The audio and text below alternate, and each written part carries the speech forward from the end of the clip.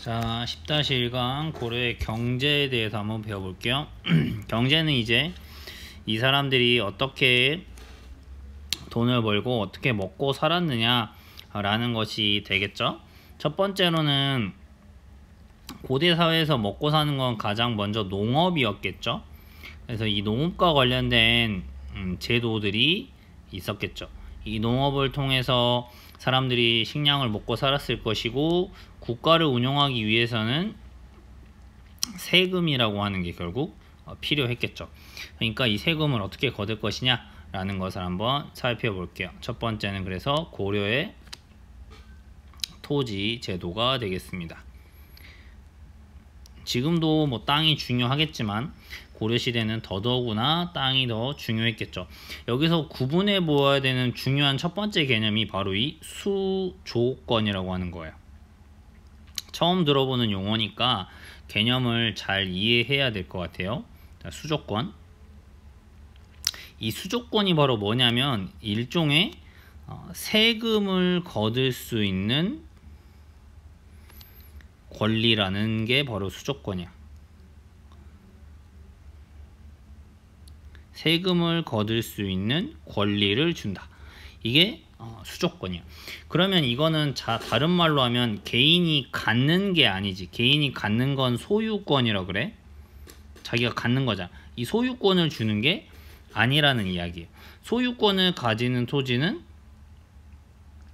개인이 갖는다 해서 이제 민전이라고 불렀다는 거지. 근데 이제 이 당시는 땅 주인이 누구냐에 대해서 좀 불분명한 게 있기 때문에 어쨌든 이 수조권을 줌으로 인해서 이제 그런 세금들을 활용했다, 이렇게 이해하시면 되겠죠. 그러니까 수조권은 일종의 뭐냐면, 원래는 국가에서 일하는 관리들에게는 뭘 줘야 될 것 같아요? 월급을 줘야 되죠. 근데 관리들한테 다 월급을 걷어가지고 다시 나눠주려니까 번거롭잖아. 그러니까 그냥 관리들한테 뭘 줘버리는 거야? 자, 너네가 요만큼의 땅이 있고 이 땅에서 세금을 걷어. 그래서 그걸 뭘로 해라? 니네 월급으로 해라. 이게 바로 수조권이라고 생각하시면 될 것 같아요. 태조 왕건이 맨 처음에 나라를 세운 다음에 자기가 왕이 되게 도와줬던 인물들에게 세금을 줘야 되겠죠. 그렇죠? 땅을 나눠주는 거죠. 그래서 처음에 주었던 게 바로 이 역분전이라고 하는 토지를 줍니다. 그러니까 태조 왕건이 왕권 강화를 위한 여러 가지 정책을 하겠죠. 그 중에서 자기에게 충성한 인물들에게 역분전이라는 토지를 주고, 이들이 자기를 위해 목숨 바쳐서 나라를 세웠으니 보답해 준 것이 역분전이라고 보면 되겠죠. 근데 이게 이제 공식적인 제도라기보다는 태조 왕건 때만 있었던 게 역분전이다 라고 이해하시면 될 것 같아요. 그러면 이제 고려의 공식적인 토지 제도는 바로 뭐냐면 이 전식과라고 하는 거예요. 알겠죠? 그래서 이 고려의 경종 때 이제 체계적으로 왕성이 된다. 그래서 고려하면 바로 전식과라는 거예요. 알겠죠? 그래서 관리의 등급에 따라서 전지와 시지를 지급한다 해서 바로 전식과라고 한다. 그래서 여기서의 전은 토지에서 거둘 수 있는 세금을 의미하는 거고, 시는 바로 여기서 임야라고 하죠. 이 임야라는 건 숲이나 산 같은 데서 옛날에는 땔감을 얻을 수 있었으니까 그런 땔감도 이제 거둘 수 있는 그런 권리를 의미했다라고 생각해 주시면 될 것 같아요. 근데 이 전식과는 결국 뭐냐면 중요한 게 왕권이 강했던 고려 초기의 모습을 보여주는 거죠. 세습, 즉 자기 자식한테 물려줄 수는 없었다. 즉 관직에 있을 때만 전식과를 통해서 이 자기가 배정받은 수조권을 배정받은 땅에서 자기 월급 대신으로 세금을 걷는다든지, 아니면 자기 월급 대신으로 임야를 받아서 거기서 땔감을 받는다든지, 이런 식으로 사용할 수 있었다라는 거 생각해 두면 되겠어요. 그러니까 세습을 할 수 있었다면 내가 관직에서 물러나고도 내 아들한테 물려준다. 그런 것은 귀족이나 이런 것이 힘이 강해야지만 할 수 있는 거잖아요. 또 한편으로는 고려 사회가 귀족 사회였다는 특징을 보여주는 것 중에 하나가 바로 이 공음전이라는 게 있었다는 거예요. 공음전. 자, 음자가 들어가면 귀족에게 굉장히 특혜를 주었던 거예요. 오품 관리 이상. 오품 관리 이상은 엄청난 특혜를 받는다. 고위 관리들, 즉 귀족들은 굉장한 특혜를 받았는데, 이 공음전은 세금도 거둘 수 있고 하면서, 근데 이거는 뭐 할 수 있어? 내가 관직에서 물러나도 자식한테 물려줄 수가 있어. 즉 세습이 된다는 거지. 그러니까 공음전의 땅을 받으면 굉장히 높은 귀족이었다는 얘기가 되는 거고, 세습도 가능해. 물려줄 수가 있는 거지. 그러니까 이 공음전을 통해서 고려는 귀족 사회였다는 특징을 알 수 있어요. 심지어 그리고 5품 이상이면 자기 아들한테 뭐도 물려줄 수 있어? 관직도 물려줄 수 있어. 관직도 물려줄 수 있어. 이걸 뭐라고 했냐면 우리가 음서제라고 했어요. 이게 바로 귀족 사회를 보여주는 거다. 그러니까 고려 사회는 뭐 한마디로 말하면 금수저로 태어나면 평생 금수저인 거지. 부모님한테서 관직도 물려받고 땅도 물려받고. 그러니까 뭐 귀족을 위한 사회였다라고 일종의 보면 되겠죠. 하지만 기본은 전식과였다는 거 알아두시면 될 것 같습니다. 알겠죠? 그 다음 이제 고려의 세금제도라는 것을 한번 보면 되겠습니다. 자, 고려의 세금제도 2번 고려의 세금제도. 자, 세금은 기본적으로는 뭐 크게 보면 세 가지가 되겠어요. 세금은 항상 뭐를 먼저 걷는다? 조세. 그치? 그 다음 공납. 세 번째로는 역. 이게 세 가지가 있는 거예요. 조세는 자기가 갖고 있는 생산량의 10분의 1을 걷게 되는 것이죠. 생산량의 10분의 1을 세금으로 걷습니다. 공납이라고 하는 거는 그 지역에 있는 특산물을 내게 되는 것을 바로 공납이라고 하는 거예요. 그 다음에 역이라고 하는 것은 이제 두 가지죠. 요 역이라고 해서 뭐 저수지를 만들거나 뭐 성을 만들거나 이런 거에 가는 것. 그 다음에 하나는 군대에 가는 것이지. 군역. 이거는 군대에 가는 것. 이제 요런 세금 제도가 있게 되겠습니다. 그럼 이걸 거두려면 당연히 뭐가 있어야 될까? 바로 민정문서라고 하는 일종의 누가 세금을 내는 대상인지가 분명하게 있어야 되겠죠. 그렇기 때문에 여기에는 크게 보면 두 가지가 있겠죠. 첫 번째로는 토지, 땅에 대한 거지. 땅에 대한 걸 뭐라고 불러? 양안이라고 불러. 토지 문서. 그래서 이걸 바탕으로 세금을 걷는다. 두 번째로는 이제 사람에 대한 거죠. 이거는 호적이라고 부르지. 그래서 이거에 따라서 세금을 부과하게 되고, 이것의 기본 방침이 결국 조선시대까지 연결이 된다. 그 다음에 우리 신라의 민정문서 이런 것들도 배웠던 거 기억날 거예요. 자, 요게 이제 기본이라고 볼 수 있는 것이죠. 알겠죠? 이렇게 세금을 걷는다.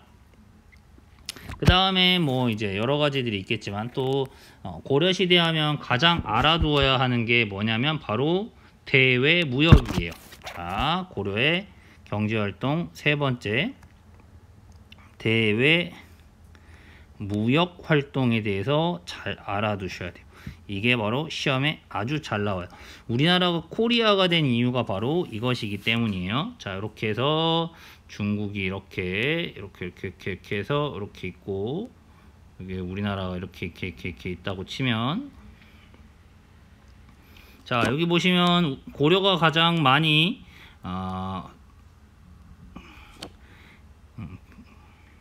대외 무역을 했던 곳은 바로 송나라죠. 이 송나라로부터 가장 많이 들여온 것은 뭐니 해도 바로 뭐가 되겠까요? 뭐 비단이라든지, 그치? 비단. 그 다음 뭐 차. 그 다음에 책. 중국이 더 선진 국가였으니까 이런 것들을 가져오게 됩니다. 반면에 고려는 송나라에 주로 수출하는 것들이 무엇이었을까 생각해보면, 첫 번째 제일 유명했던 고려하면 인삼이다. 인삼. 알겠죠? 고려하면 인삼이 굉장히 유명했다. 그 다음에 뭐 나전칠기라든지, 이런 것들을 바로 수출했다. 알겠죠? 그 다음에 뭐 종이나 먹 이런 것도 잘 만들었다. 대표적인 고려하면 고려 인삼이었다 라고 이해해 주시면 되겠어요. 고려가 그러면 주로 어느 항구를 통해서 무역을 하는지 알아둘 필요가 있는데 바로 병란도라고 하는 항구입니다. 고려 개경에서 가까웠던 이 병란도를 통해서 대외 무역을 하는 항구였다. 이거 가끔 시험에 나오니까 고려의 항구 하면 병란도 이해해 두시면 될 것 같아요. 자, 마찬가지로 여기 있는 거란이나 여진하고도 뭐 교류를 하는데, 교류를 하면서 뭐 은이나 이런 것들을 수입으로 받아오고, 그 다음에 몽골의 원나라로부터 우리가 겨울에도 따뜻하게 보낼 수 있는 뭐가 들어왔다? 바로 목화씨를 들여왔다. 목화씨 하면 누구예요? 바로 문익점이 목화씨를 몰래 들여와서 고려에 재배하게 됐다고 하죠. 그래서 이 목화씨를 통해서 따뜻한 솜옷을 고려인들도 이제 입을 수 있게 되었던 거예요. 그 전까지는 솜옷이 없었으니까 겨울에 굉장히 추웠겠죠. 이것들 생각해 보시면 되겠습니다. 그 다음 굉장히 멀리서 온 상인들도 이 병란도까지 왔는데요. 바로 이 상인들이 바로 아라비아 상인들입니다. 그래서 이 아라비아 상인들하고도 교류를 하면서 결국 우리나라가 뭐라고 알려지게 되었다? 코려 하다가 코리아로 알려지게 된 것이. 그래서 우리나라 영어 명칭이 코리아가 바로 되었던 것입니다. 알겠나요? 자, 대외 무역 중요해요. 병란도 알아둘 필요가 있습니다. 그 다음에 네 번째로는 이제 이런 경제 활동을 관리하기 위한 여러 가지 활동들이 있겠죠.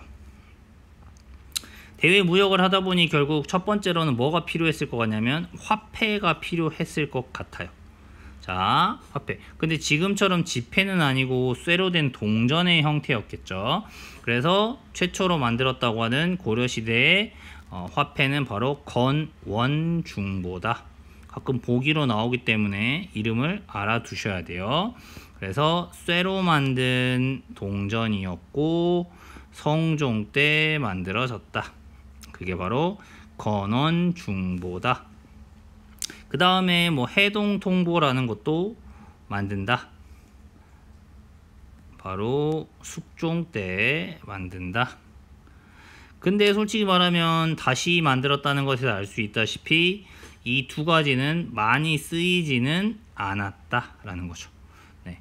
그냥 동전을 쓰기보다는 직접 물건으로 바꾸는 거예요. 그냥 현물, 즉 곡식이나 옷감 이런 걸로 그냥 들고 가서 그냥 곡식 쌀 뭐 몇 주먹 주면서 고기랑 바꾸고 이랬다는 거예요. 왜? 동전을 쓰는 것보다는 그냥 현물을 갖고 있는 것이, 즉 동전의 가치를 많이 믿지 못했을 것이고 동전이 잘 돌아다니지 않았다, 사람들이 많이 쓰지 않았다는 것을 의미하는 거예요. 이런 화폐가 본격적으로 쓰이는 건 뭐 조선시대쯤 가서라고 볼 수 있겠어요. 왜냐면 쌀이나 옷감을 가지고 있으면 쌀은 그냥 내가 먹으면 되고 옷감도 마찬가지로 내가 옷을 만들어 입으면 되잖아요. 근데 동전이라고 하는 것은 사람들이 안 받아버리면 쓸모가 없는 거잖아요. 그냥 쇳덩어리밖에 안 되어버리는 거지.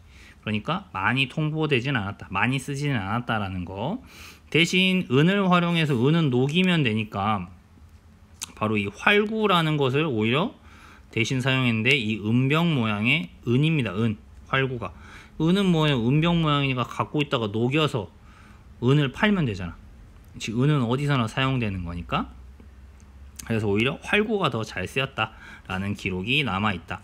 그 다음에 이렇게 경제 대외 교류가 활발해지다 보니 개경에 시장이 생기게 되었고, 이 시장에서 불법 행위가 없는지를 감시하게 되는 경시서라고 하는 관청이 있었다라는 거죠. 시장을 관리하는 관청이 있었을 정도니까 고려인들은 굉장히 많은 시장이 컸고 대외 교류도 열심히 했을 것이다 라는 것을 볼 수가 있죠. 그 다음에 또 하나는 이렇게 교류가 많다 보니 이런 관청이 필요했다. 갑자기 사과값이 너무 오른다, 갑자기 쌀값이 너무 많이 오른다, 이런 것들을 대비하기 위해서 바로 물가를 조절하기 위한 기관으로서 상평창이라는 것을 설치하고 갑자기 곡식이나 과일 등이 가격이 오르지 않도록 그런 것들을 조절하는, 특히 이제 곡물값이 제일 중요하겠죠. 왜냐하면 사람들이 곡식을 먹고 살아야 되니까. 근데 곡식 가격이 갑자기 너무 많이 오르면 굶어 죽을 수 있으니까 미리 국가가 곡식을 사놨다가 곡식값이 너무 많이 오르면 싸게 내다 팔아서 물가를 조절하는 이런 상평창이라고 하는 관청도 있었다라는 거 봐주시면 되겠죠. 네, 중요하게 생각하는 거 보면 되겠습니다. 자, 한번 다시 볼게요. 중요한 것들. 태조왕건은 후삼국 통일 과정에서 공을 세운 신하들에게 뭘 주었다? 역분전이라고 하는 토지를 주었다고 했지. 고려시대에는 무슨 상인과도 교역했다? 아라비아 상인과도 교류하였다. 이들은 뭘 가져왔냐면 수은이나 향료. 이게 수은이라는 건 되게 신기한 금속이니까 녹는 점이 낮아서, 그 다음에 이제 향료는 고기나 이런 거에 넣어 먹는 그런 것들이 향료라고 하는 거야. 뭐 우리 후추 같은 거 생각하면 되겠어. 그렇지? 조선에는, 아니 고려에는 없던 거니까 더 맛있게 해주는 그런 재료들이 향료가 됩니다. 이런 것들을 아라비아 상인들이 가져왔다 라고 생각해 주시면 될 것 같아요. 고려시대 아라비아 상인들의 왕래로 뭐라는 이름? 바로 코리아라는 이름이 널리 알려졌다. 고려는 시전의 상인을 감독하는 뭐를 두었다? 경시서라고 하는 관청을 두었다. 고려는 물가를 조절하는 기구로 상평창, 물가 조절 꼭 기억하시고요. 고려시대는 활구라고도 불린 은병을 화폐로 사용했다. 실제로는 건원중보나 해동통보는 잘 활용되지 않고 활구, 은병 또는 현물, 그냥 쌀이나 옷감으로 오히려 사람들이 물건을 많이 바꾸어서 이용했다라는 거 알아두시면 될 것 같습니다. 그리고 또 하나, 목화씨 문익점의 이야기, 그치? 우리가 따뜻한 옷을 입게 해준 문익점의 이야기도 꼭 기억하면 좋겠고, 소모옷을 입게 된 게 바로 이 고려시대부터였다